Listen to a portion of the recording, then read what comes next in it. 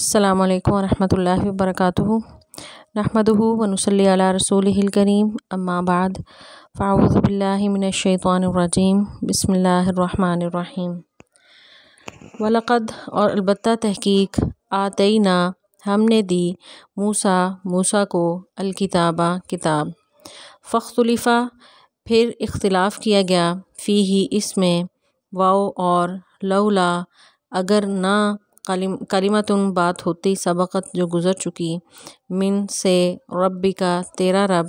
لقضیہ تو البتہ فیصلہ کر دیا جاتا بینہم ان کے درمیان واو اور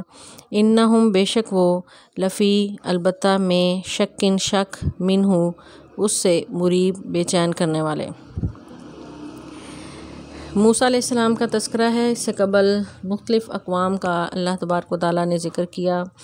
زمانی ترتیب کے اعتبار سے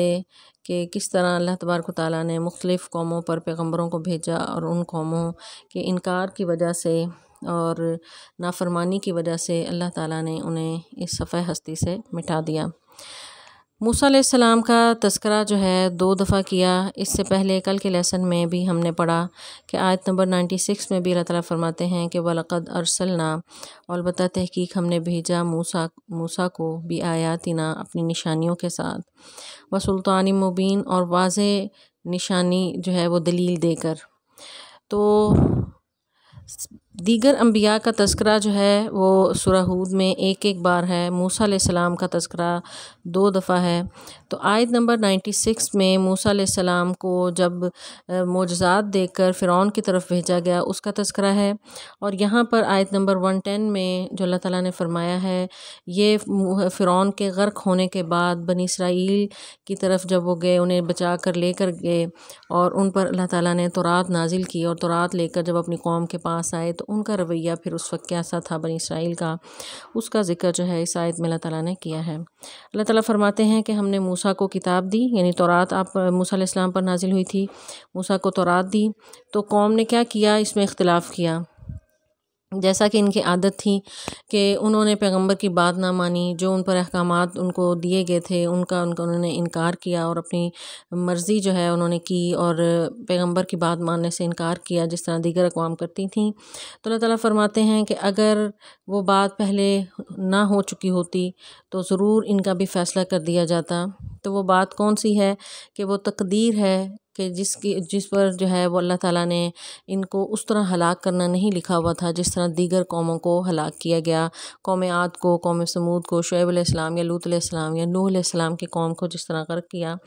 تو بنی اسرائیل پر اس طرح کا جو ہے وہ عذاب نہیں آیا کہ ان کو یکمشت جو ہے پوری کی پوری قوم کو ہلاک یا برباد کر دیا جاتا۔ تو اللہ تعالیٰ فرماتے ہیں کہ تقدیر میں ایسے ہی ہے کہ ان کو ڈھیل دینی تھی، گستاخی انہوں نے کی، پیغمبر کی بات نہیں مانی، تمسخر اڑایا، موسیٰ علیہ السلام کا مذاق اڑایا، کتاب کو انہوں نے جو ہے اس کے احکامات کو انہوں نے کوئی اہمیت نہ دی۔ تو اللہ تعالیٰ فرماتے ہیں کہ ان کو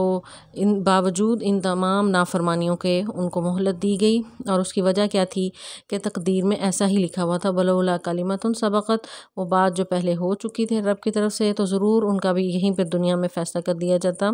تو آخرت میں تو ان کا فیصلہ ہوگا ہی، ان کی نافرمانیوں کا، ان کے ہر گناہ کا ایک کا وہ حساب جو ہے وہ اللہ کو دیں گے۔ بہرحال دنیا میں اللہ تعالیٰ نے کچھ کو سزا دی ان کو، اور اس کا ذکر جو ہے وہ دیگر مقامات پر ہے کہ ان کے چہرے مسخ کیے گئے، ان پر طرح طرح کے عذاب آئے، لیکن اس طرح جو ہے بحیثیت مجموعی کسی اس قوم کو جو ہے وہ ہلاک یا برباد نہیں کیا گیا۔ تو اللہ تعالیٰ فرماتے ہیں وَإِنَّهُمْ لَفِي شَكٍّ مِّنْهُ مُرِيبٍ، وہ ایسے شک میں ہیں کہ وہ ان کو بے چین کر رہا ہے کہ وہ اس سے مطمئن ہوتے ہی نہیں ہیں۔ یعنی یہ شک اور یہ بیماری جو ہے شک کی، اس قسم کی بیماری جو کہ کوئی چین نہ لینے دے، یہ بہت ہی اذیت ناک ہوتی ہے، اور بنی اسرائیل اس چیز کا شکار تھے کہ انہیں جو ہے وہ تورات ان کے سامنے پیغمبر پر نازل ہوئی اور بار بار وہ شکوے کرتے تھے، بار بار جو ہے وہ طرح طرح کی فرمائشیں کرتے تھے، ہر بات ان کی مانی جا رہی تھی، انہیں جو ہے فرعون سے نجات دی گئی، طرح طرح کے انعامات کیے،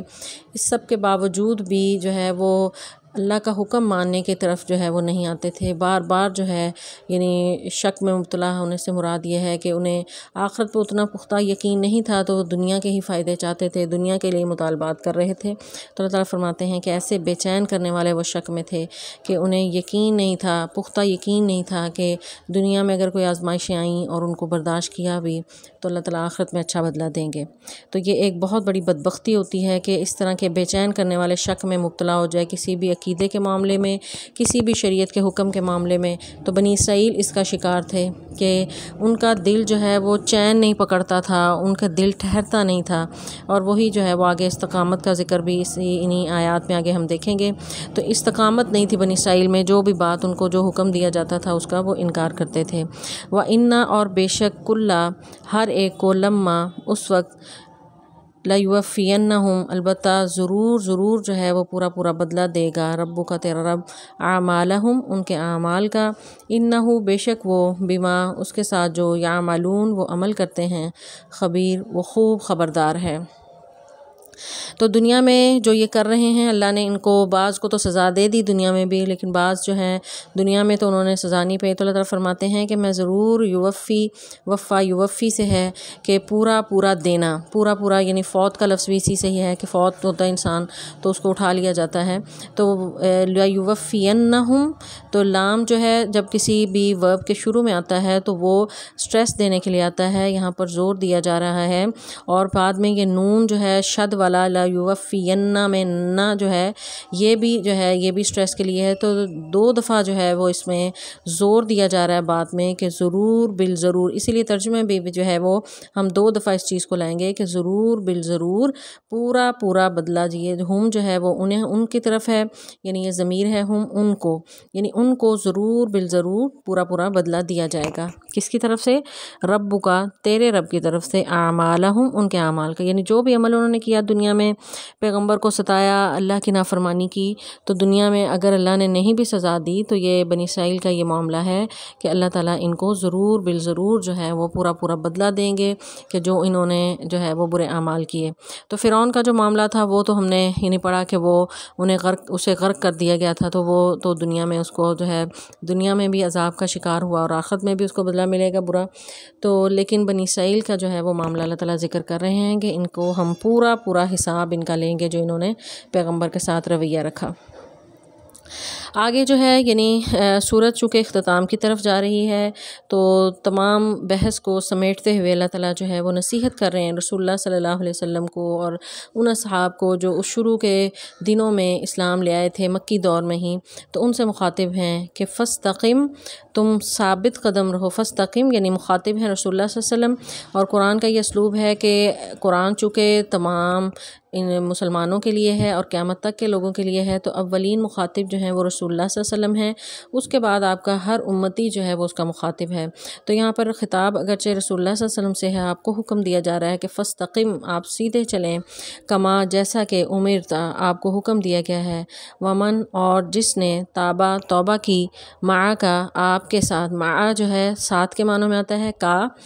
آپ کے، و اور لا نہ تطغوا سرکشی کرو، انہو بے شک وہ بما ساتھ اس کے جو تعملون تم عمل کرتے ہو، بصیر وہ خوب دیکھنے والا ہے۔ بصیر بصارت سے ہے، اردو میں بھی یہ لفظ استعمال کرتے ہیں، تعملون میں عمل سے ہے، یہ بھی ہم اردو میں لفظ استعمال کرتے ہیں۔ تو میجورٹی ورڈز جو ہیں ایسے ہیں کہ وہ ہم عام لینگویج میں بھی یوز کرتے ہیں۔ تطغوا تغی جو ہے تغی سے ہے، یعنی سرکشی، بغاوت، نافرمانی۔ تو اللہ تعالیٰ فرما رہے ہیں یہاں پر جو ہے وہ بحث کو سمیٹتے ہوئے کہ اے مسلمانوں تمہیں کیا کرنا ہے، استقامت اختیار کرنی ہے۔ تو استقامت کے معنی کیا ہیں؟ یہ بہت ہی ضروری چیز ہے۔ اس کے معنی ہے سیدھا کھڑا کرنا، یعنی کسی چیز کو ایسے، یعنی کسی جو ہے وہ کسی پتھر کو یا لوہے کو یا کسی عمود کو ایسے زمین میں گاڑ دینا کہ وہ بالکل صحیح جو ہے وہ اینگل پہ ہو، کہیں بھی جو ہے وہ اس کا جھکاؤ کسی بھی طرف نہ ہو۔ اگر ہلکا سا بھی جھکاؤ ہوگا تو اس کو استقامت نہیں کہیں گے۔ تو استقامت کیا ہے؟ بالکل سیدھا کھڑا ہونا، اور یہی جو ہے یعنی دین میں جو ہے متقاضی تقاضی بھی یہی ہے، اللہ تعالیٰ یہی تقاضا کرتے ہیں کہ ہر معاملے میں جو ہے استقامت ہونا جو ہے وہ ضروری ہے۔ استقامت لفظ جو ہے اگرچہ تو چھوٹا ہے لیکن اس میں عظیم الشان مفہوم ہے۔ اس کا تعلق جو ہے انسان کے عقائد سے بھی ہے، عبادات سے، معاملات سے، اخلاق، معاشرت، ہر چیز سے۔ یعنی اس کو ہم یہ دیکھ لیں اس طرح کہ اللہ تعالیٰ نے حکم دیا ہے کہ اللہ کو ماننا ہے، یعنی عقائد کے حوالے سے اگر ہم دیکھتے ہیں کہ توحید کا جو ہے وہ سب سے پہلا عقیدہ ہمیں بتایا جاتا ہے۔ تو اگر ہم تھوڑا سا بھی اس میں کہیں کمی بیشی دکھائیں گے یا کہیں ایک طرف جھکاؤ ہو جائے گا تو ہم وہ پھر استقامت نہیں رہے گی، وہ جھکاؤ ایک طرف ہو گیا، اللہ کے علاوہ کسی اور سے بھی مانگنا شروع کر دیا، اللہ کے علاوہ کسی اور کو جو ہے وہ حاجت روا سمجھنا شروع کر دیا، تو وہ جو ہے وہ پھر جس کا حکم جو ہے استقامت کا وہ نہیں رہے گا، اور پھر جو ہے بدعات کا راستہ کھلے گا۔ اس کے علاوہ جو ہے یعنی استقامت یہی ہے کہ دین کے جو احکامات ہیں ان کو صحیح طور پر بالکل سیدھا ان پر چلا جائے، کیونکہ صراط مستقیم پر چلنے کا حکم ہے اور صراط مستقیم پر استقامت کے ساتھ ہی چلا جا سکتا ہے۔ تو دونوں کا آپس میں تعلق ہے۔ اگر کہیں بھی انسان نے کوئی جھول دکھایا، کہیں پر جھکاؤ ہوا تو پھر وہ استقامت سے محروم ہو جائے گا اور وہ صراط مستقیم پر نہیں رہے گا، پھر اس کا راستہ جو ہے وہ بھٹک جائے گا اور وہ ہدایت کی بجائے جو ہے وہ بدعات کی طرف چلا جائے گا اور کفر و شرک کا ارتکاب کرنے کا بھی جو ہے وہ اندیشہ ہے۔ اس کے ساتھ ساتھ اخلاقیات میں دیکھیں، معاملات میں دیکھیں کہ آپ کو جو ہے وہ بالکل صحیح دوسروں کے ساتھ معاملات رکھنے کا حکم ہے، معتدل راستہ اختیار کرنے کا حکم ہے۔ اگر انسان جو ہے وہ استقامت کو چھوڑ کر ایک طرف بالکل بہت زیادہ جھکاؤ ہو جائے اور ایک کو بالکل جو ہے وہ چھوڑ دے تو ایسے تعلقات جو ہیں وہ دیر پا نہیں ہوتے۔ تو دین کے ہر معاملے میں بلکہ دنیا میں بھی کامیابی کے لیے ضروری ہے کہ استقامت ہو اور انسان جو ہے بالکل صحیح طور پر جم جائے، ایسی صورت میں ہی جو ہے وہ اس کو اچھے نتائج جو ہیں وہ سامنے ہوں گے۔ رسول اللہ صلی اللہ علیہ وسلم سے بھی ایک صحابی نے پوچھا کہ دین کے بارے میں مجھے کوئی جامع بات بتائیں، تو آپ نے فرمایا کہ قل آمنت باللہ ثم استقم، کہ ایمان لاؤ پھر اس پر ڈٹ جاؤ۔ تو آپ صلی اللہ علیہ وسلم کی حدیث بھی ہے کہ اللہ کو بھی سب سے پسندیدہ عمل وہ ہے، اگرچہ وہ تھوڑا ہو لیکن اس میں جو ہے استقامت ہو، ہمیشگی ہو، ایسا عمل اللہ کو پسند ہے۔ یہ نہیں کہ آپ جو ہیں کبھی بہت زیادہ نیک ہونے کا دورہ پڑا اور بہت زیادہ جو ہے وہ عبادات میں لگے ہوئے ہیں، پھر ایک دم سے سب کچھ چھوڑ کے فرض نمازیں بھی چھوڑ دیں، تو یہ جو ہے وہ عمل اللہ کو پسند نہیں۔ استقامت جو ہے وہ بہت ضروری ہے۔ تو رسول اللہ صلی اللہ علیہ وسلم نے اسی کی جو ہے وہ تاکید کی، اور یہاں پر اللہ تعالیٰ نے رسول اللہ صلی اللہ علیہ وسلم کو بھی اور دیگر امت کو جو ہے اسی چیز کی تاکید کی ہے کہ فاستقم کما امرت، جس طرح آپ کو حکم ہوا ہے ویسے ہی آپ جو ہے وہ ثابت قدم رہیں۔ حضرت عبداللہ ابن عباس جو ہیں وہ فرماتے ہیں کہ رسول اللہ صلی اللہ علیہ وسلم کے لیے یہ آیت جو ہے بہت زیادہ سخت جو ہے وہ، اور یعنی آپ اس کا بڑا برڈن محسوس کرتے تھے۔ اور ایک صحابی جو ہے وہ بیان کرتے ہیں کہ آپ کے جو ہے وہ کچھ بال میں نے سفید دیکھے اور پوچھا کہ تو آپ نے وجہ پوچھی تو آپ نے فرمایا کہ سورہ ہود نے مجھے بوڑھا کر دیا۔ تو عبداللہ ابن عباس فرماتے ہیں کہ یہ جو ہے یہ آیت ہی ہے، یعنی سورہ ہود میں اگرچہ بہت زیادہ عبرتناک واقعات ہیں سابقہ قوموں کے، ہلاکتوں کے، ان کے نافرمانیوں کے، لیکن ان سب کے ساتھ ساتھ وہ فرماتے ہیں کہ یہ ایک آیت ہے جو اس کا سبب ہے آپ کی فکر کا، کہ آپ فکر کرتے تھے کہ اللہ تعالیٰ نے مطالبہ جو کیا ہے کہ ہر حال میں جیسا آپ کو حکم ہوا ہے اس میں آپ نے استقامت اختیار کرنی ہے۔ تو استقامت جو ہے وہ زندگی میں کامیابی کے لیے بہت ضروری ہے، اسی لیے اس کی بہت زیادہ تاکید کی گئی ہے۔ آگے جو دوسری تاکید کی ہے وہ یہ ہے کہ، اور یہ حکم جو ہے وہ صرف رسول اللہ صلی اللہ علیہ وسلم کو نہیں، ومن تاب معک سے پتہ چلتا ہے کہ آپ کے امتیوں کو بھی حکم دیا ہے کہ جو آپ کے ساتھ توبہ کر رہے ہیں ان سب کو بھی استقامت اختیار کرنی چاہیے، اور ساتھ ساتھ جو ہے تغو نہیں کرنا۔ تغی جو ہے یعنی طغیان سے ہے کہ حد سے نکل جانا، یعنی اگر آپ نیکی کا جنون کو چڑھا ہے تو اس میں اتنا آگے بڑھ گئے کہ اللہ اور اس کے رسول سے آگے نکل گئے، تو یہ بھی کوئی نیکی نہیں پھر کاؤنٹ ہوگی۔ نیکی وہ ہے جو آپ کی اطاعت میں ہو، آپ کے جو ہے وہ پیروی میں ہو، جس طرح آپ نے عمل کیا اسی کے مطابق جو ہے، یعنی حدود سے باہر نہ نکلیں۔ تو افراط و تفریط جو ہے وہ کسی بھی چیز کو جو ہے برباد کر دیتی ہے، فساد کا ذریعہ ہے۔ تو اس لیے عمل وہی کریں کہ جو رسول اللہ صلی اللہ علیہ وسلم نے کیا، تو اس وجہ سے اللہ تعالیٰ فرماتے ہیں کہ تغو ولا تطغوا، سرکشی نہیں کرنی، یعنی حد سے نہیں بڑھنا، تو طغیان کی ممانعت ہے۔ اللہ تعالیٰ فرماتے ہیں انہ بما تعملون بصیر، جو بھی تم عمل کرتے ہو وہ خوب جو ہے وہ اس کو دیکھنے والا ہے۔ آگے اللہ تعالیٰ فرماتے ہیں ولا ترکنوا، اور نہ تم سب جھکو، الی الذین، ان لوگوں کی طرف، ظلموا، جنہوں نے ظلم کیا، فتمسکم، تو ورنہ تمہیں چھوئے گی، النار، آگ، وما، اور نہیں، لکم، تمہارے لیے، من دون اللہ، اللہ کے علاوہ، من اولیاء، کوئی دوست، ثم، پھر، لا تنصرون، تم مدد نہیں کیے جاؤ گے۔ ولا ترکنو، اور نہ جھکو، ترکنو جو ہے وہ لفظ جو ہے یعنی جھکاؤ یا میلان کے لیے آتا ہے، یعنی کسی ایک طرف جو ہے وہ بہت زیادہ میلان کر دینا۔ تو یہاں اللہ تعالیٰ فرماتے ہیں کہ ظالموں کی طرف تمہارا جھکاؤ بھی نہیں ہونا چاہیے، یہاں پر یہ تاکید ہے کہ کہاں ظالموں کے ساتھ اچھے تعلقات رکھنا تو بہت ہی دور کی بات ہے، ہلکا سا ادنا سا جھکاؤ بھی جو ہے وہ اللہ کو پسندیدہ نہیں ہے۔ اللہ تعالیٰ اس سے بھی منع کر رہے ہیں کہ ظالم جو ہیں، یعنی ظالم میں سب سے پہلا تو مشرک آ جائے گا، تو مشرک کی طرف ہلکا سا دل میں کوئی اس کے نرم گوشہ رکھنا، اس سے ہمدردی رکھنا، اس سے دوستی کی خواہش رکھنا، یہ اور اس کے ساتھ ساتھ جو ایسے لوگ جو دنیا میں لوگوں پر ظلم کرتے ہیں، زیادتی کرتے ہیں، دوسروں کے حقوق چھینتے ہیں، تو ظالموں کے ساتھ ذرہ برابر بھی ہمدردی یا جھکاؤ یا میلان جو ہے اس سے منع کیا گیا ہے کہ ظالموں کے ساتھ بالکل بھی کسی بھی قسم کا جو ہے وہ نرم گوشہ تمہارے اندر نہیں ہونا چاہیے۔ فتمسکم النار، اگر تم نے ایسا کچھ کیا تو تم، ظالم نے تو آگ میں جانا ہی ہے، تو تم بھی اس کے ساتھ مسا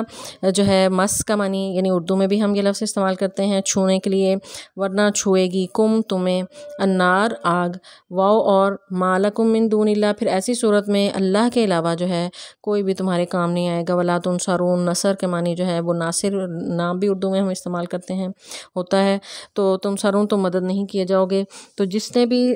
ظالموں کے ساتھ کوئی میلان یا جھکاؤ رکھا تو ایسے لوگوں کی جو ہے وہ ان کو جہنم میں ڈالا جائے گا، اور ان کو جو ہے وہ اللہ تعالیٰ کی طرف سے کوئی مدد بھی نہیں اترے گی۔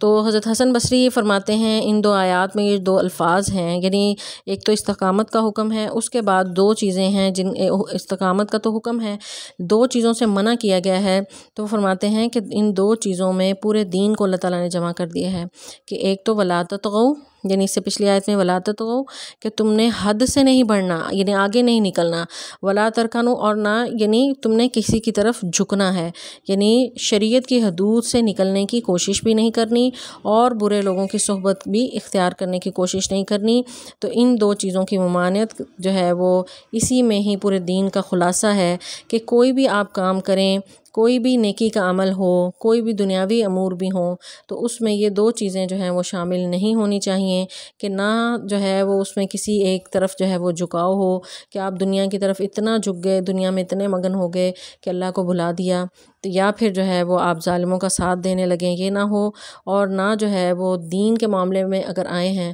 تو وہاں اللہ اس کے رسول سے آگے بڑھنے کی کوشش کریں۔ دین وہی ہے جو رسول اللہ صلی اللہ علیہ وسلم نے پیش کیا، تو تغی یعنی سرکشی، حد سے باہر نکلنا، اس سے بھی منع کیا ہے، اور دوسرا جو ہے وہ کسی ایک طرف میلان اور جھکاؤ سے منع کیا ہے۔ آگے پھر نصیحت ہے مزید، یعنی صحابہ کو کہ وَأَقِمِ الصَّلَاةَ، آپ قائم کریں نماز کو، طرفی النہار، دن کے دونوں کناروں میں، طرف جو ہے، طرف کا لفظ اردو میں بھی ہم استعمال کرتے ہیں، ایک طرف ہو جائیں تو طرف ہوتا ہے کنارہ، تو طرفہ النہار، دن کے دونوں کناروں میں، وَزُلَفًا، اور کچھ گھڑی، من اللیل، رات کی، ان الحسنات، بے شک نیکیاں، یذہبنا، دور کر دیتی ہیں، السیئات، برائیوں کو، ذالک، یہ ذکرا، نصیحت ہے، للذاکرین، نصیحت حاصل کرنے والوں کے لیے یا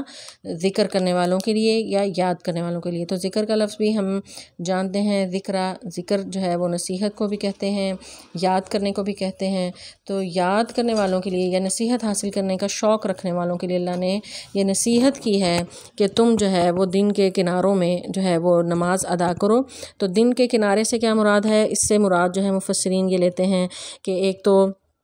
ایک کنارہ فجر اور دوسرا کنارہ مغرب، یہ مراد بھی لیتے ہیں۔ بعض مفسرین کہتے ہیں کہ ایک کنارے میں فجر ظہر عصر آ جائیں گے اور دوسرے میں مغرب اور عشاء، اس طرح پانچوں نمازیں جو ہیں اس میں شامل ہو جائیں گی۔ وہ ظلفا من اللیل جو ہے رات کی کچھ گھڑیوں میں جو ہے وہ تہجد کی نماز یا عشاء کی نماز بھی مراد لی جاتی ہے۔ تو بہرحال یعنی دن کے 2 کناروں میں جو ہے نماز قائم کرنے کا حکم دیا ہے، اور قائم کرنے سے مراد یہی ہے کہ اس کی پوری پابندی ہو، وقت پر ادا کی جائے، پوری شرائط کے ساتھ ادا کی جائے۔ ادا کرنے کا حکم نہیں دیا بلکہ قائم کرنے نماز کا، جہاں بھی قرآن میں حکم ہے تو وہاں پر ادا کرنے یؤدون نہیں کہا بلکہ اقیم الصلاۃ کہ نماز قائم کرو، یقیمون الصلاۃ نماز قائم کرتے ہیں۔ تو قائم کا معنی یہی ہوتا ہے کہ نماز کو پوری آداب و شرائط کے ساتھ جو ہے وہ ادا کیا جائے۔ النہار جو ہے یعنی دن کو کہتے ہیں، تو دن کے دونوں کناروں میں جو ہے وہ اس کو نماز کو ادا کرو، اور کچھ گھڑیاں جو رات کی ہیں اس میں بھی۔ اور ایک اور اہم بات اس آیت میں یہ ہے کہ ان الحسنات یذھبن السیئات کہ نیکیاں جو ہیں وہ برائیوں کو دور کر دیتی ہیں۔ تو اس میں امت کو بڑا ایک عظیم فائدہ بتایا ہے کہ اگر کوئی کسی سے گناہ ہو جائے، کیونکہ انسان جو ہے وہ نسیان سے ہے، بھول جاتا ہے، خطا کا پتلا ہے، کوئی غلطی کر دیتا ہے، تو اس سے اگر کوئی غلطی ہو جائے، گناہ ہو جائے، کوئی زیادتی ہو جائے کسی کے ساتھ، تو اس کے بعد اگر کوئی نیکی کا کام وہ کر لیتا ہے تو اس کے تمام جو سیئات ہیں یعنی اس کے جو برے کام ہیں وہ سب جو ہیں وہ مٹ جاتے ہیں۔ کہ رسول اللہ صلی اللہ علیہ وسلم نے بھی فرمایا کہ ایک نماز سے دوسری نماز، یا ایک جمعہ سے دوسرے جمعہ تک، یا ایک رمضان سے دوسرے رمضان تک جو ہے وہ تمام گناہوں کا جو ہے وہ کفارہ ہو جاتا ہے۔ اگر ایک نماز پڑھی اس کے بعد دوسری پڑھی ہے، تو یعنی جیسے فجر پڑھی اس کے بعد ظہر پڑھی ہے، تو اس فجر اور ظہر کے درمیان اگر کوئی چھوٹی موٹی غلطیاں ہو گئیں تو ان کو اللہ تعالیٰ خود بخود جو ہے وہ معاف کر دیں گے ظہر کی نماز ادا کرنے کی وجہ سے۔ تو باقی جو کبیرہ گناہوں کا معاملہ ہے اس کے لیے معافی مانگنا ضروری ہے۔ یہاں پر ان گناہوں کے بارے میں ہے کہ جو انسان ہونے کے ناطے جو ہے وہ پورے دن میں کوئی غلطیاں یا کوتاہیاں ہو جاتی ہیں، تو نیک اعمال جو ہیں وہ ذریعہ ہیں ان گناہوں کو مٹانے کا۔ تو یہ اللہ تعالیٰ کا بہت بڑا کرم اور فضل ہے انسانوں پر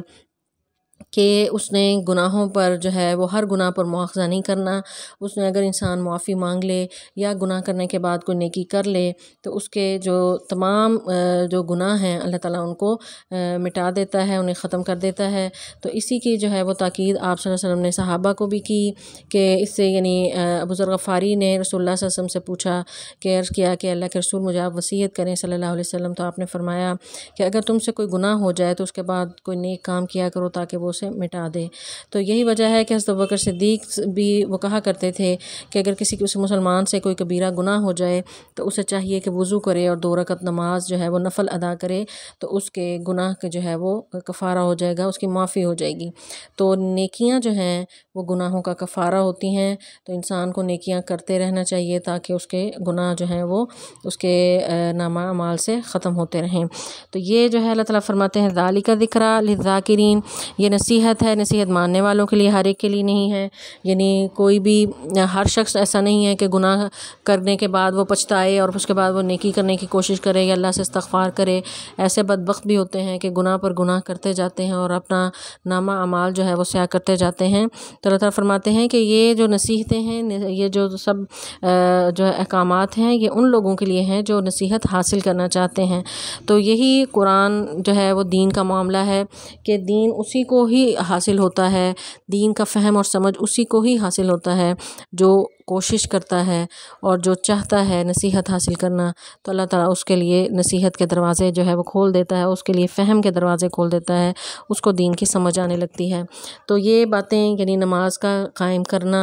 اور پھر راتوں میں بھی کچھ گھڑی میں قیام کرنا، اور پھر اگر کوئی غلطی ہو گئی تو اس کے بعد نیکی کرنا، یہ سب نصیحتیں جو ہیں وہ یاد کرنے والے، نصیحت کرنے والے، ذکر کرنے والوں کے لیے ہیں۔ پھر اور نصیحت جو ہے رسول اللہ صلی اللہ علیہ وسلم کو کی وہ یہ کہ وَاصْبِرْ، آپ صبر کریں، فَإِنَّ اللَّهَ، تو بے شک اللہ، لا یضیع، نہیں ضائع کرتا، اجر المحسنین، اجر کا معنی ہوتا ہے بدلہ محسنین کا، محسنین کو جو ہے وہ اچھا بدلہ دے گا۔ محسن کہتے ہیں کسی کوئی جو ہے احسان کرنے والے کو، احسان کا معنی یہ ہے کہ کسی کو اس کے حق سے زیادہ دینا، یعنی کہ جو اگر جو اللہ تعالیٰ نے احکامات دیے ہیں ان کو صحیح طریقے سے ادا کرتا ہے اور پوری ذوق و شوق شوق سے جو ہے وہ عبادات کرتا ہے تو ایسے نیکی کرنے والوں کا اجر جو ہے وہ اللہ تعالیٰ ہرگز ضائع نہیں کرتے۔ اور صبر کے معنی ہے اپنے آپ کو قابو رکھنا، کنٹرول کرنا یا باندھ لینا اپنے آپ کو۔ تو نیکی کے کاموں پر اپنے آپ کو ثابت قدم، یعنی صبر کا عموماً ہم مفہوم یہ سمجھتے ہیں کوئی مصیبت آئی تو ہم اس کو جو ہے وہ برداشت کر لیں تو یہ صبر ہے۔ تو صبر ایک بڑا وسیع مفہوم ہے۔ نیکی یعنی مصیبت پر اس کو برداشت کر لینا بھی صبر ہے، لیکن اس کے ساتھ ساتھ نیکی کے کام پر اپنے آپ کو جما لینا، ثابت قدم رکھنا، یہ بھی صبر ہے۔ اس کے علاوہ برے کام میں مبتلا ہونے سے اپنے آپ کو روکنے کا نام بھی صبر ہے۔ یعنی صبر کے 3 مفہوم ہیں: نیکی کرنے کے لیے صبر، برائی سے بچنے کے لیے صبر، اور مصیبت پر صبر۔ تو ہر طرح کا صبر جو ہے یہاں پر مراد ہے۔ اللہ تعالیٰ حکم دے رہے ہیں کہ آپ صبر کریں، اگر آپ صبر کریں گے تو میں جو ہے یعنی ایسے احسان کرنے والوں کا اجر جو ہے وہ ضائع نہیں کرتا۔ پھر آگے اللہ تعالیٰ فرماتے ہیں فلولا، پس کیوں نہیں، کانا ہوئے، من القرون، امتوں میں سے۔ قرون قرن سے ہے، اس کی جمع ہے۔ قرن یعنی امت کے لیے بھی لفظ استعمال ہوتا ہے، زمانے کے لیے بھی، صدی کے لیے بھی یہ لفظ استعمال ہوتا ہے۔ اس کے مختلف معنی ہیں، لیکن یہاں پر یہ امت کے لیے ہے۔ تو جیسا کہ پہلے ان امتوں کا ذکر ہے جنہوں نے نافرمانی کی، گستاخیاں کی، تو اللہ تعالیٰ نے انہیں عبرتناک سزائیں دیں، تو یہاں اللہ تعالیٰ پھر ان کا ذکر کر رہے ہیں، یعنی وائنڈ اپ کرتے ہوئے بات کو، کہ کیوں نہیں ان بستیوں من قبلکم جو تم سے پہلے تھیں، اولو بقیہ، جو کچھ لوگ جو تھے بھلائی کرنے والے، ینہونا وہ منع کرتے، عن الفساد، فساد کرنے سے، فی الارض زمین میں، الا مگر قلیلا تھوڑے، ممن ان میں سے جو، انجینا جنہیں ہم نے نجات دی، منہم ان میں سے، واتبع اور پیچھے لگے، الذین وہ لوگ، ظلموا جنہوں نے ظلم کیا، ما جو اترفو وہ جب انہیں جو ہے وہ آسودگی دی گئی فی ہی اس میں، وکانوا مجرمین اور وہ سب جو ہے وہ جرم کرنے والے تھے۔ تو یہاں پر اللہ تعالیٰ جو ہے بتا رہے ہیں کہ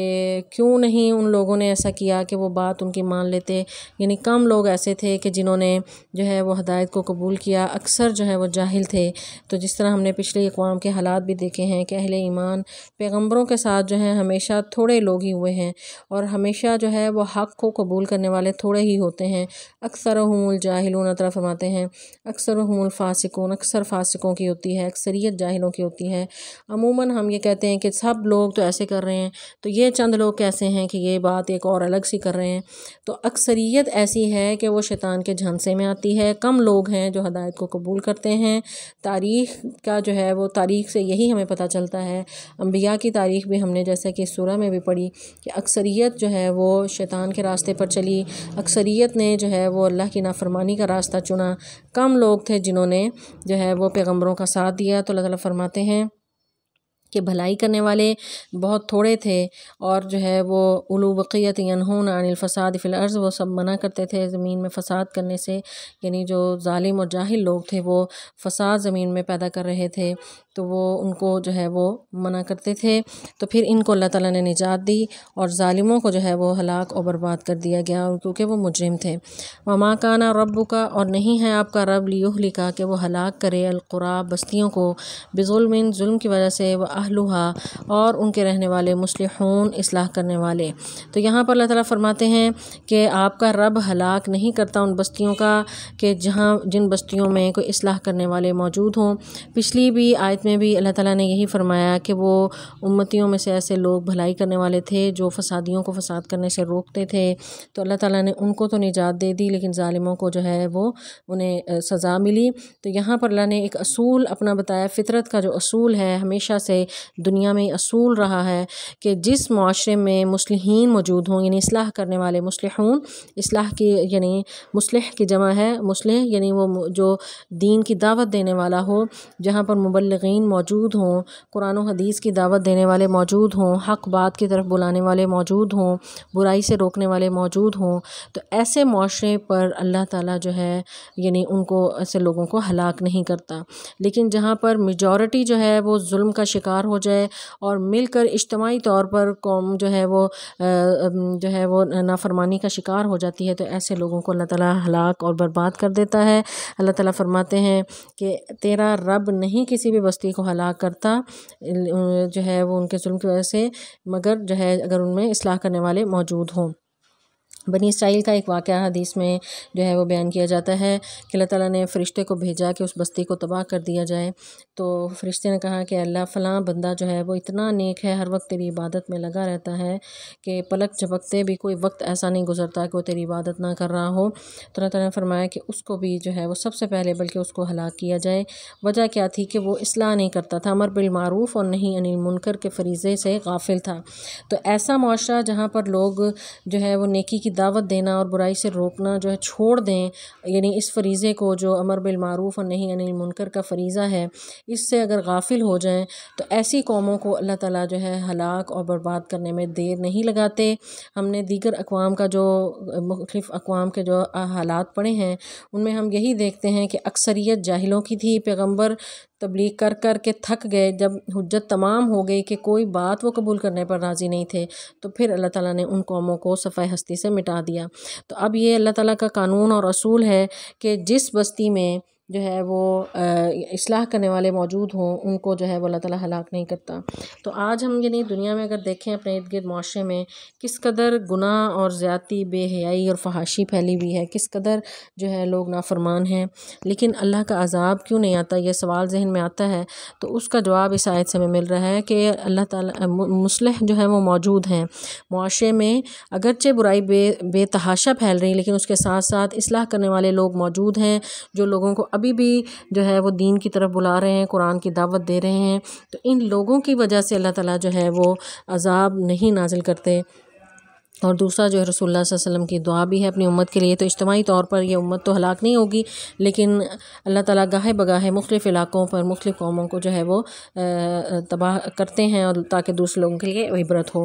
وَلَوْ شَاءَ رَبُّكَ، اور اگر چاہتا آپ کا رب، لَجَعَلَ النَّاسَ، لَجَعَلَ کا معنی ہوتا ہے بنا دیتا، لام ورب کے شروع میں ہے جیسا میں نے پہلے بتایا، تو ضرور کے معنی میں آتا ہے، لَجَعَلَ تو ضرور بنا دیتا، النَّاسَ لوگوں کو،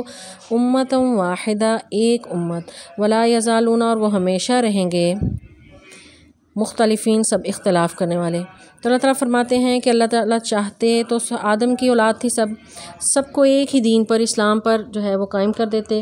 تو پھر یہ دنیا کا جو نظام تھا جنت اور جہنم کا بنانا اور حق اور باطل کی جو ٹکر ہے اور ان کا جو فیصلہ ہونا ہے یہ سب بے معنی ہو جاتا۔ اللہ تعالیٰ نے جو انسان کو اختیار دیا ہے چوز کرنے کا، پک اینڈ چوز کا، اس کا امتحان لینا تھا، اس وجہ سے اللہ تعالیٰ نے ایک باطل قوت یعنی شیطان کی قوت بھی رکھی، ایک طرف رحمان کا راستہ ہے، دوسری طرف شیطان کا، کہ ہم کس کو چوز کرتے ہیں۔ تو ہماری چوائس پر ہے کہ ہم جو ہے وہ جو راستہ چنتے ہیں انجام اسی کے مطابق ہوگا۔ اگر رحمان کا راستہ چنا تو اس کا نتیجہ جو ہے وہ جنت ہے، اگر شیطان کا راستہ چنا تو اس کا نتیجہ جہنم ہے۔ تو یہی اللہ تعالیٰ فرماتے ہیں میں چاہتا تو سب کو سب ایک ہی بنا دیتا، ایک جیسے ہوتے، پھر یہ جو دنیا میں ورائٹی نہ ہوتی، یعنی آپ دیکھیں کہ شکل و صورت میں، رنگت میں، نسل میں، زبانیں مختلف ہیں، ہر چیز میں اللہ تعالیٰ نے ورائٹی رکھی۔ اس کے ساتھ ساتھ اللہ نے دین کے معاملے میں بھی جو ہے وہ مختلف لوگوں کے جو ہے وہ ان کو مختلف ادوار میں انبیاء بھیجے، تو لوگوں کے عقائد بھی مختلف ہیں مختلف علاقوں کے، لیکن اللہ تعالیٰ نے پھر آخری نبی رسول اللہ صلی اللہ علیہ وسلم بھیجے کہ اب قیامت تک کے لیے یہی تمہارے رہبر و رہنما ہیں، تو ان کے ماننے پر جو ہے وہ تمہاری نجات ممکن ہے۔ تو اللہ تعالیٰ فرماتے ہیں میں چاہتا تو سب کو ایک بنا دیتا، اور یعنی لیکن ایسا نہیں کیا، لیکن جو ہے وہ مختلفین ہمیشہ اختلاف کرتے ہیں، تو اختلاف یہ کرتے رہیں گے اور یہ ہمیشہ سے ہوتا رہا اور یہ قیامت تک ہوتا رہے گا۔ الا من رحم ربک، جس پر رحم کیا تیرے رب نے، ولذالک اور اسی لیے خلقہم پیدا کیا انہیں، وتمت اور پوری کی کلمۃ بات ربک تیرے رب کی، لأملأن تو میں ضرور بھر دوں گا، جہنم کو، من الجنتی جنوں سے، والناسی اور انسانوں سے، اجمعین سب کے سب۔ اب یہ دیکھیں یعنی وہی بات کہ تقدیر میں یہ لکھا اللہ نے جب یعنی پوری کائنات کو بنایا اور لوح محفوظ میں تقدیر بھی محفوظ کر لی کہ یہ نظام تھا دنیا کا، یہ ایسے ہی ہونا تھا۔ شیطان جو ہے وہ لگا ہوا ہے انسانوں کو اور جنوں کو اپنی طرف یعنی لگانے میں، اور برائی کا راستہ ہے، ایک طرف جو ہے وہ اللہ کا راستہ ہے۔ تو یہ کشمکش حق و باطل کی شروع سے چل رہی ہے۔ آدم علیہ السلام کو بھی اس نے بہکا دیا، جنت سے نکلوا دیا، تو یہ انہیں نہیں چھوڑا، تو ہم انسان کیا ہیں؟ تو اللہ تعالیٰ فرماتے ہیں کہ وَتَمَّتْ کلمۃ، یعنی اس سے پہلے بھی ہم نے پڑھا کہ کلمہ تو بات تو پوری ہونی تھی، جس طرح بنی اسرائیل کے بارے میں اللہ نے فرمایا کہ وہ بات پوری ہونی تھی، تقدیر میں لکھا ہی ایسا تھا۔ تو یہ تقدیر میں لکھا تھا کہ اللہ تعالیٰ نے ایک دین نہیں بلکہ مختلف دور میں مختلف انبیاء بھیجنے تھے، اور یہ حق و باطل کی کشمکش کے درمیان ہی اللہ نے پہچاننا تھا کہ میرے بندے کون سے ہیں اور شیطان کے پیچھے چلنے والے کون سے ہیں۔ تو اللہ تعالیٰ فرماتے ہیں کہ اختلاف جو ہے، یعنی سب اختلاف کرنے والے ہیں الا من رحم ربک، یعنی یہ آیت جو ہے وہ اٹیچ پچھلی آیت سے، آیت نمبر 19 جو ہے وہ 18 سے، کہ اختلاف کرنے والے ہیں سب، مگر جس پر اللہ نے رحم کیا وہ اختلاف نہیں کرتے۔ یعنی اختلاف جو ہے، اس قسم کا اختلاف کہ حق کو چھوڑ کے باطل کو اختیار کرنا اور اس پر ڈٹ جانا، اور اس قسم کا اختلاف جو ہے وہ ناپسندیدہ ہے۔ لیکن ویسے اگر دین کے معاملے میں جو ہے رائے مختلف رکھنا وہ جو ہے وہ ناپسندیدہ نہیں ہے۔ اللہ تعالیٰ نے جو ہے وہ انسان کو عقل و فہم دی ہے کہ وہ دین کے معاملے میں غور و فکر کرے، اور اگر وہ شریعت سے بات نہیں ٹکرا رہی تو اس بات کو اور اس رائے کو اختیار کرنا جو ہے وہ ناپسندیدہ نہیں ہے۔ تو اللہ تعالیٰ فرماتے ہیں وَلِذَالِكَ خَلَقَهُمْ، اس لیے انہیں پیدا کیا، وَتَمَّتْ کلمۃ، اور تیرے رب کی بات بھی تاکہ پوری ہوتی، کہ اللہ نے بنایا ہی ایسے تھا کہ انہیں اختیار دیا ہوا انسان کو، اور تاکہ یہ تقدیر کی بات بھی پوری ہو۔ اور اللہ تعالیٰ فرماتے ہیں کہ میں ضرور بر ضرور، لَأَمْلَأَنَّ میں بھی نون شد والا بھی ہے، لام شروع میں ہے، دو طرح کی جو ہے وہ تاکید اس میں آ گئی کہ ضرور بالضرور میں بھروں گا جہنم کو سرکش جنوں سے اور انسانوں سے۔ اب دنیا میں اللہ تعالیٰ نے جتنی بھی مخلوقات پیدا کی ہیں ان میں سے یہ جن اور انسان ہی ہیں کہ جنہیں اختیار دیا ہے پک اینڈ چوز کا، تو اسی وجہ سے انہی کے درمیان ہی فیصلہ قیامت کے دن ہوگا۔ باقی لوگوں کو، باقی مخلوقات کو، یعنی اگر جیسے جانور ہیں، پرند ہیں، چرند ہیں، یا سمندری مخلوقات ہیں، ان کا جو ہے وہ فیصلہ نہیں ہوگا جنت اور جہنم کا۔ جنت اور جہنم کا فیصلہ صرف انسانوں اور جنوں کے درمیان ہوگا، کیونکہ اللہ نے انہیں اختیار دیا تھا۔ تو جس کے پاس اختیار ہو اور اس کے باوجود وہ بات نہ مانے، تو اس کے بارے میں اللہ تعالیٰ فرماتے ہیں کہ میں ضرور بھروں گا جہنم کو ان سے۔ تو یہ بھرو سے مراد، یعنی یہ اس میں بڑی ہمارے لیے بھی سبق ہے کہ جہنم میں اکثریت تعداد جو ہے وہ جہنم میں ہوگی، کم لوگ جو ہیں وہ جنت میں جائیں گے، کیونکہ کم لوگ ہیں جو حق کو قبول کرتے ہیں، اکثرهم الجاہلون، اکثریت جہالت کی ہے۔ تو رسول اللہ صلی اللہ علیہ وسلم کی حدیث بھی ہے کہ یعنی 1000 میں سے ایک جنت میں اور 999 جو ہیں وہ جہنم میں جائیں گے۔ صحابہ بہت زیادہ فکر مند ہوئے، بہت ہی پریشان ہوئے کہ یہ نہیں، اس ایوریج سے اگر گئے تو پتہ نہیں ہمارا تو داخلہ ممکن نہیں ہوگا۔ تو آپ صلی اللہ علیہ وسلم نے تسلی دی کہ نہیں، اکثریت جنوں میں سے اکثریت جو ہے وہ جہنم میں ہوگی۔ انسانوں میں بھی اگرچہ اکثریت جو ہے وہ شیطان کے پیروکار ہیں، لیکن بہرحال اللہ کے راستے پہ چلنے والے بھی بہت سے ہیں۔ تو اس لیے اللہ تعالیٰ فرماتے ہیں کہ میں جہنم کو ضرور بھروں گا انسانوں اور جنوں سے۔ وَقُلَّا، اور ہر چیز کو، نقص ہم بیان کرتے ہیں، علیہ کا آپ پر، من انباء الرسل، رسولوں کی خبروں میں سے، من سے انباء، نبا کی جمع ہے، انباء یعنی خبریں، یعنی جو ہم نے پیچھے قصے پڑھے ہیں، یہ تاریخ کی جو ماضی کی جو قصے ہیں یہ اللہ تعالیٰ نے رسول اللہ صلی اللہ علیہ وسلم کو دی ہیں۔ پڑھنے سے مراد یعنی قرآن میں بیان کیے ہیں، نقصو یعنی ہم بیان کرتے ہیں، یا ہم یہ قصے بیان کرتے ہیں آپ پر۔ اور ان قصوں کے بیان کرنے کا مقصد کیا ہے؟ اس سے پہلے بھی ہم نے جو ہے ان واقعات کی عبرتیں ہم نے پڑھی تھیں کہ کن کن وجوہات کی بنا پر اللہ تعالیٰ نے یہ واقعات بیان کیے ہیں، تاکہ انسان جو ہے ان سے عبرت حاصل کریں، نیکی کا راستہ اختیار کریں، اور ان کاموں کو نہ کریں جن کی وجہ سے وہ قومیں ہلاک ہوئیں۔ تو یہاں پر رسول اللہ صلی اللہ علیہ وسلم کو کے متعلق بھی اللہ تعالیٰ ایک جو ہے وہ حکمت اور وجہ بتا رہے ہیں کہ اس سورہ کے نازل کرنے کی یا ان واقعات کو بیان کرنے کی ایک وجہ یہ بھی ہے کہ ما نثبت، تاکہ ہم مضبوط رکھیں بھی اس کے ساتھ، فؤاد کا، آپ کے دل۔ فؤاد کے معنی ہے، فؤاد دل کو کہتے ہیں، کا آپ کا، یعنی ہم آپ کے دل کو مضبوط کرنا چاہتے ہیں۔ کہ رسول اللہ صلی اللہ علیہ وسلم پریشان ہو جایا کرتے تھے کہ یعنی جب قریش مکہ انکار کرتے تھے، نافرمانی کرتے تھے، بات نہیں مانتے تھے، تو اللہ تعالیٰ تسلی دے رہے ہیں کہ یہ ایسا پچھلی قوموں بھی کرتی رہیں، انبیاء کے ساتھ یہ سلسلہ چلتا رہا ہے، تو اللہ کے رسول آپ پریشان نہ ہوں، یہ سلسلہ اسی طرح ہی رہے گا۔ ان میں سے جن کے نصیب میں ہے وہ حق کو قبول کریں گے، باقی اسی طرح نافرمانی کرتے رہیں گے۔ تو اللہ تعالیٰ فرماتے ہیں وجاءک، اور آیا آپ کے پاس، فی ہذہ الحق، ان واقعات میں حق، و موعظہ، اور نصیحت، و ذکرہ، اور یاد دہانی، للمؤمنین، مومنین کے لیے۔ یعنی ان واقعات میں جو اسباق ہیں وہ بتا رہے ہیں اللہ تعالیٰ کہ ایک تو یعنی اس سے دل کو تسلی ملتی ہے اور رسول اللہ صلی اللہ علیہ وسلم کو تسلی دی جا رہی ہے، اور حق ہے، موعظہ ہے، یہ ذکرہ ہے، یعنی حق یعنی سچے واقعات ہیں اور ان میں نصیحت ہے، اور اس میں یاد دہانی بھی ہے مومنین کے لیے کہ وہ یاد رکھیں کہ اگر ہم نے بھی ایسا کام کیے تو ہمیں بھی جو ہے وہ اس طرح کی جو ہے وہ سزاؤں کا سامنا کرنا پڑ سکتا ہے۔ آگے اللہ تعالیٰ فرماتے ہیں وقل، اور آپ کہہ دیں، للذین، ان لوگوں کو جو لا یؤمنون نہیں ایمان لاتے، اعملوا کہ تم سب بھی عمل کرو، علی مکانتکم اپنی جگہ پر، انا عاملون میں بے شک جو ہے میں بھی عمل کرنے والا ہوں۔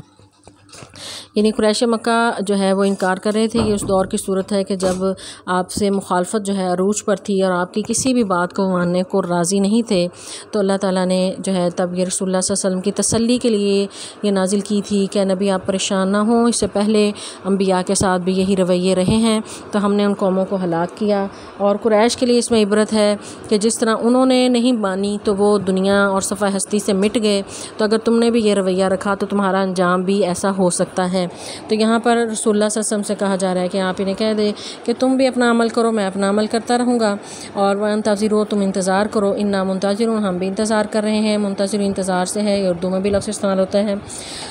آگے یہ یعنی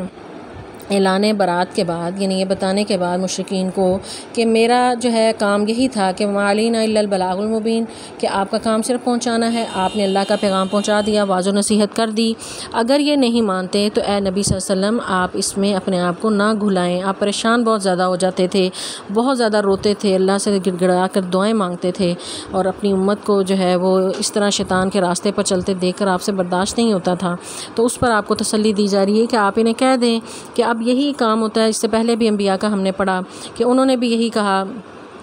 ہود علیہ السلام نے بھی اور صالح علیہ السلام نے انہیں کہا کہ میں تو اپنے کام پر لگا رہوں گا، پھر تم نے اگر میری بات نہیں مانی تو میں تو اپنے رب کی پیروی کرتا رہوں گا۔ تو رسول اللہ صلی اللہ علیہ وسلم کو بھی سیم یہی ہدایات مل رہی ہیں کہ انہیں کہو کہ تم اپنے کام کرتے رہو، میں اپنے کر رہا ہوں، پھر میں بھی انتظار کروں گا، تم بھی انتظار کرو، یعنی انتظار یعنی قیامت کا انتظار، تو وہ جو فیصلے کا دن ہے اس کا انتظار کرو، وہاں پر سب کھرا کھوٹا الگ ہو جائے گا، پتہ چل جائے گا کہ کون حق پہ تھا اور کون جھوٹا تھا اور کس نے غلط راستہ اختیار کیا اور کون جو ہے وہ ظالم تھا۔ تو یہ سب فیصلہ جو ہے وہ اس دن ہو جائے گا۔ آگے اللہ تعالیٰ جو ہے یعنی اصل پورے قرآن کا جو